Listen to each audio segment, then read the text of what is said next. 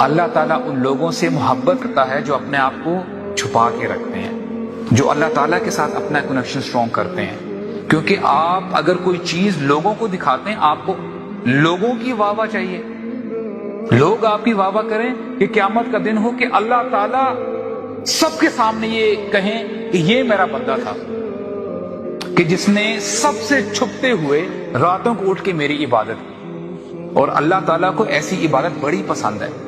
And I am surprised, سبحان اللہ، کہ what is wrong with us کہ بندہ عمرے کے لیے جا رہا ہے، حج کے لیے جا رہا ہے and people are taking selfies.